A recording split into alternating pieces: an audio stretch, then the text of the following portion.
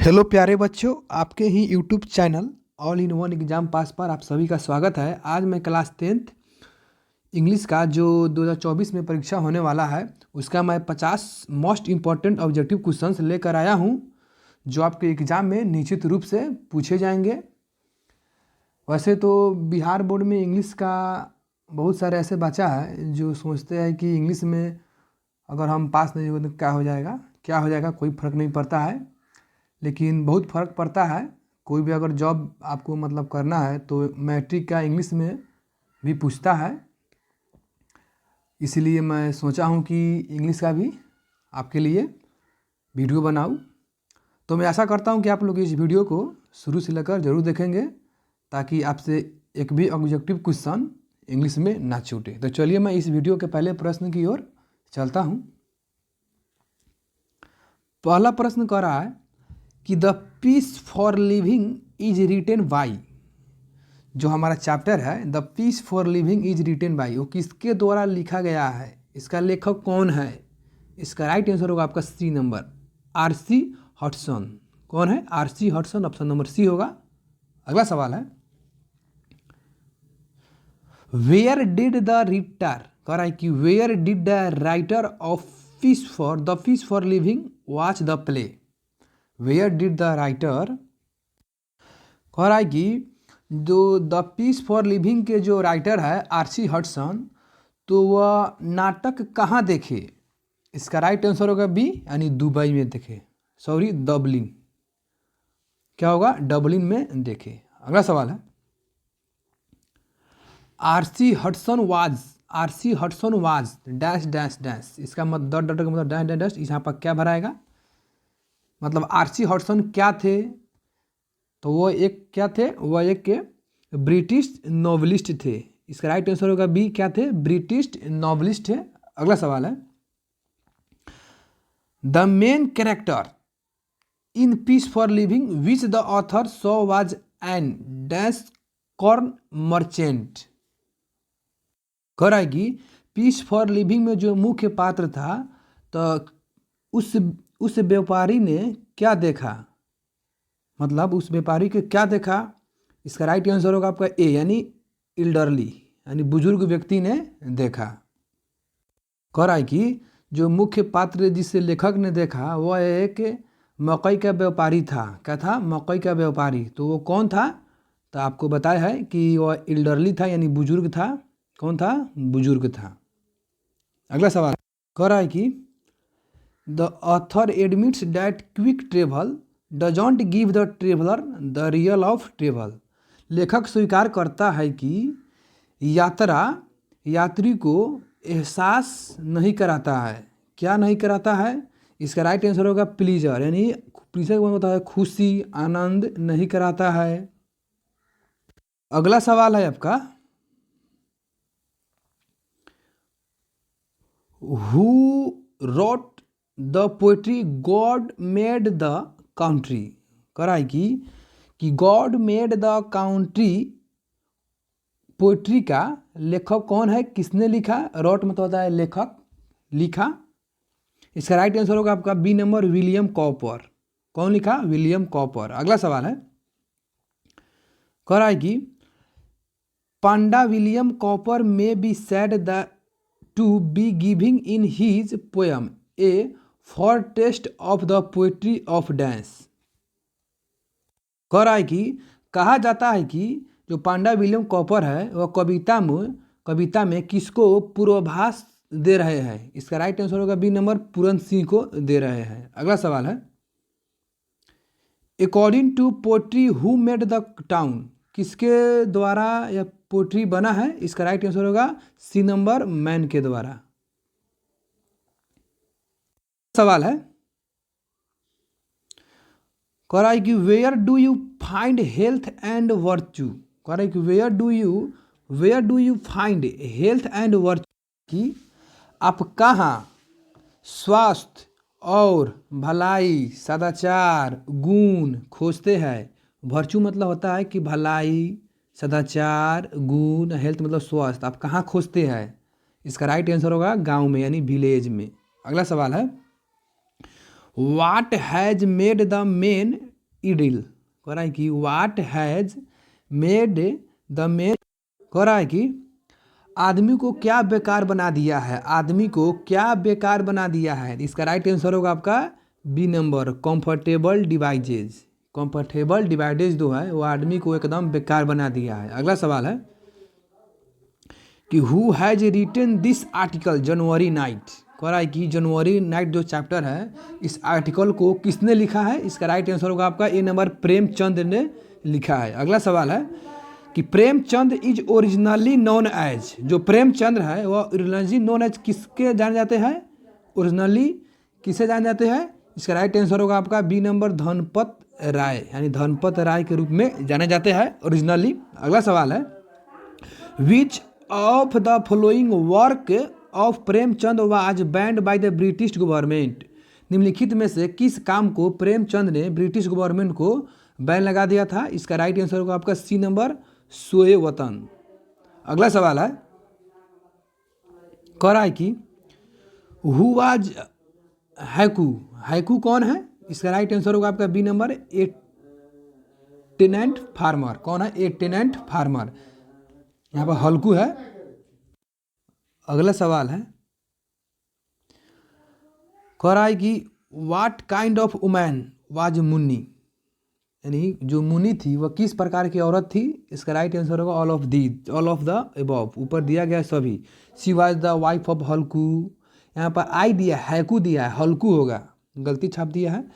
She was a typical housewife, she was a very concern about her incomes and husband, यानी A number, B number, C number, यानी सभी प्रकार की वह महिला थी। अगला सवाल है वेन, कह रहा है कि when I dance him last I spoke to him, कह रहा है कि जब मैं उससे लास्ट क्या, लास्ट डांस, कह रहा है कि last dance I spoke to him, मैं उसे बोला। इसका राइट आंसर होगा 100, यानी कह रहा है कि जब मैं उसे लास्ट में देखा, जब उसे अंतिम में देखा, आई स्पोक टू हिम, मैं उसे बोला। 100 होगा, 100 मिस का देखा, ऑप्शन नंबर बी। अगला सवाल है he tried how fast he walk, उसने कोशिश किया, हाउ फास्ट डैश वॉक, कि कैसे कैसे वह तेज दौड़ता। इसमें बोलिए क्या लगेगा, यह ग्रामर का है। इसमें लगेगा ए नंबर, यानी कूड, यानी कह रहा है कि वह ट्राई किया, हाउ कैसे, फास्ट वॉक वह कैसे तेज दौड़ सके। ऑप्शन नंबर ए होगा। अगला सवाल है आई होप्ड, कह रहा है कि I hoped that you dash return soon, कह रहा है कि मैं आशा करता हूँ कि आप जल्द ही लौटेंगे। बोलिए इसमें क्या लगेगा। इसका राइट आंसर होगा आपका सी नंबर, वुड लगेगा।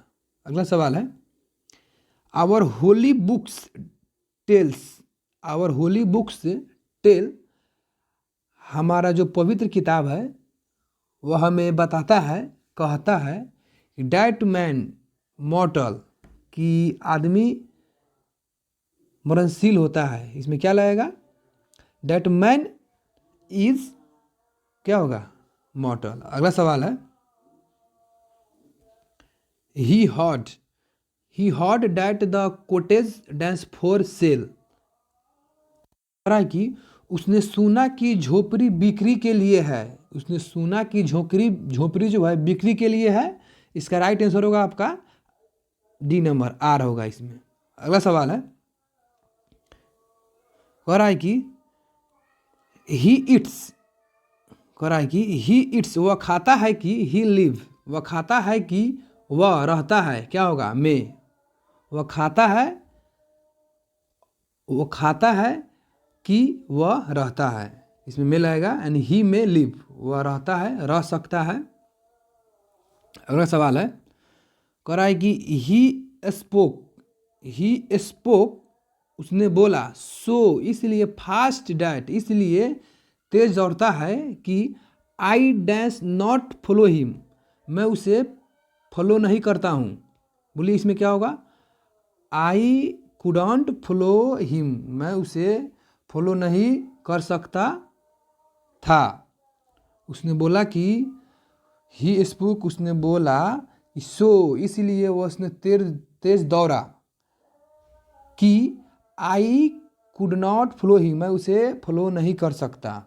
अगला सवाल है do watt इवर you dash proper, do watt इवर you dash proper, कि तुम जो भी करो डैश उचित, कह रहा है कि तुम जो भी करो वह उचित है, क्या होगा, द थिंक यानी सोचो।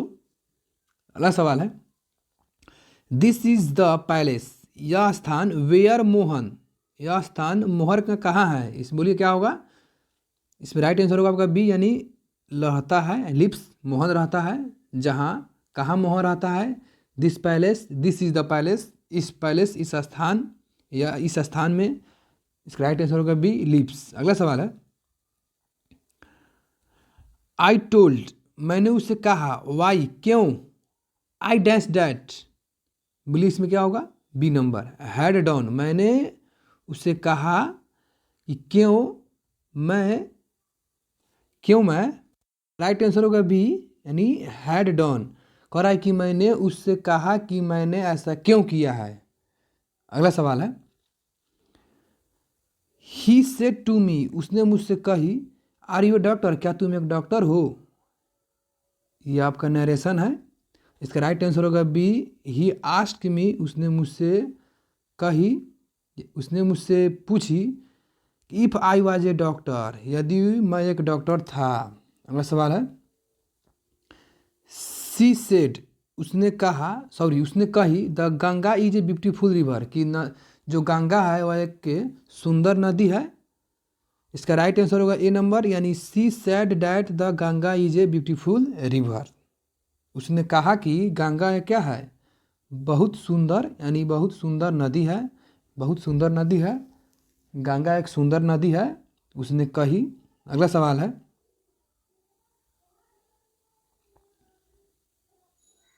अगला कह रहा है कि सी सेड, उसने कही what a lovely garden it is, क्या एक प्यारी गार्डन है, इसका राइट आंसर होगा C number she exclaimed with wonder that I was a very lovely garden.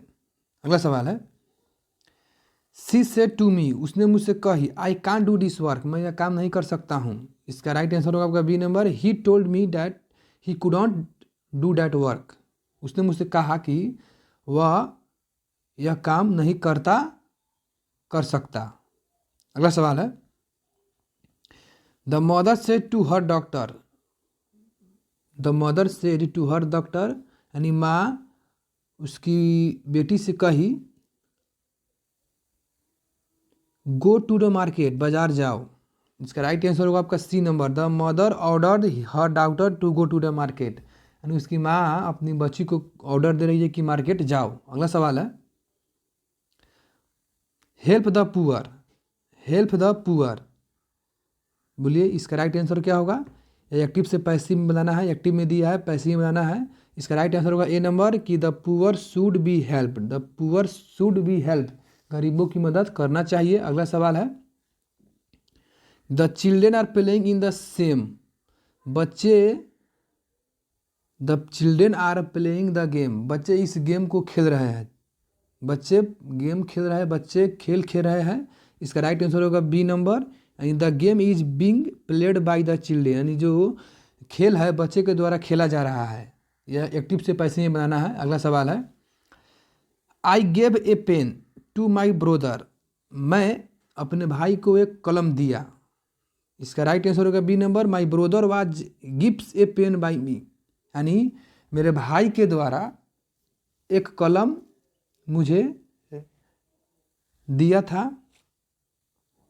गया था। अगला सवाल है नो वन, कह रहा है कि no one can do it, कह रहा है कि no one can't do it, कि no one can do it, इसे कोई नहीं कर सकता, इसका राइट आंसर होगा सी यानी कह रहा है कि I can't be done by any one, यह किसी के द्वारा किया नहीं जा सकता। अगला सवाल है she is to do it, she is to do it, यह अत्यधिक करती है, यह इसे अत्यधिक करती है, इसका राइट आंसर होगा D number it is to be done by her, इसके द्वारा अत्यधिक किया जाता है। अगला सवाल है वेलकम इन, वेलकम इन। तो इसका राइट आंसर होगा डी नंबर, यानी वेलकम इन, वेलकम इन। इसका हिंदी होगा अंदर स्वागत है, वेलकम इन अंदर स्वागत है। अगला सवाल है, मे आई गो देयर, मैं वहाँ जा सकता हूँ। इसका राइट आंसर होगा D number, may I go there, वही होगा, सेम टू सेम होगा। अगला सवाल है, डू यू नो मी, क्या आप मुझे जानते हैं। इसका राइट आंसर होगा C, do you know me, same to same होगा। अगला सवाल है, how beautiful the sky is, जो आकाश है यह कैसे सुंदर है। इसका राइट आंसर होगा B number, how beautiful the sky is. अगला सवाल है, हेलो हाउ आर यू, हेलो तुम कैसे हो। इसका राइट आंसर होगा B number, hello how are you. देखिए अगला सवाल है, 2 and 2 डैश 4, 2 और 2 4 होते हैं। तो इसका बी नंबर होगा कि 2 और 2 मिलकर 4 बनते हैं। अगला सवाल है, nothing but star dash seen in the sky, कराएगी nothing but stars dash seen in the sky, आकाश में तारे के अलावा कुछ भी दिखाई नहीं देता है। इसका राइट आंसर होगा आपका डी नंबर, वर। अगला सवाल है, all all furniture the sold in the market, सभी फर्नीचर जो है वह मार्केट में बेचते हैं। इज होगा, all furniture is sold in the market. अगला सवाल है, the jury the jury dash divided in their opinions, jury उनके राय में विभाजित है, जूरी उनके राय में विभाजित है। ऑप्शन नंबर सी होगा, यानी आर। अगला सवाल है, वेन विल द मैच, जब मैच देखा। इसका राइट आंसर होगा D number, come of. When will the match dash dash, तो इसमें कम ऑफ रहेगा। कि मैच कब खत्म होगा। अगला सवाल है, द ब्रिज डैश डैश, इसका राइट आंसर होगा D number, died away. The bridge died away, क्या होगा, the bridge. The bridge dash dash died away, इसका हिंदी होगा कि हवा मर गई। अगला सवाल है कि द फायर डैश, इसका राइट आंसर होगा ए नंबर, डाइड डाउन, यानी आग मुझ गई। अगला सवाल है, many old customs are, many old customs are, many old customs are, कई रीति रिवाज dash dash the dying out, कई रीति रिवाज खत्म हो रहे हैं, यानी कई रीति रिवाज क्या हो रहा है, खत्म हो रहे हैं। अगला सवाल है कि माई फ्रेंड्स डैश 1 by 1, मेरे दोस्त एकाएक क्या किए, ड्रॉप्ड ऑफ, सी नंबर, यानी ड्रॉप ऑफ किए, छोड़े। अगला सवाल है कि 20 rupees enough for this work, कि 70 रुपये इस काम के लिए क्या है, इनफ है। इसका राइट आंसर होगा इज, यानी 70 रुपये इस काम के लिए काफ़ी है। देखिए बच्चों, ये रहा आपके क्लास 10th के इंग्लिश के मोस्ट इंपॉर्टेंट ऑब्जेक्टिव क्वेश्चन जो आपके मैट्रिक परीक्षा में पूछे जाएंगे। तो मैं आशा करता हूं कि यह वीडियो आपको बहुत ही अच्छा लगा। अगर अच्छा लगा होगा तो इस वीडियो को अपने फ्रेंड के पास शेयर कीजिएगा और इस वीडियो को लाइक कीजिएगा। और हमारे चैनल पर जाकर बहुत सारा वीडियो 10th क्लास के जाकर देख लीजिएगा, क्योंकि बहुत ही इंपॉर्टेंट ऑब्जेक्टिव क्वेश्चन मैंने वहाँ पर सभी विषयों को डाल रखा है, वहाँ से आप लोग जाकर देख लीजिएगा। फिर मैं अगले वीडियो में मिलता हूँ। जय हिंद, जय भारत, आपका दिन शुभ हो। वंदे मातरम।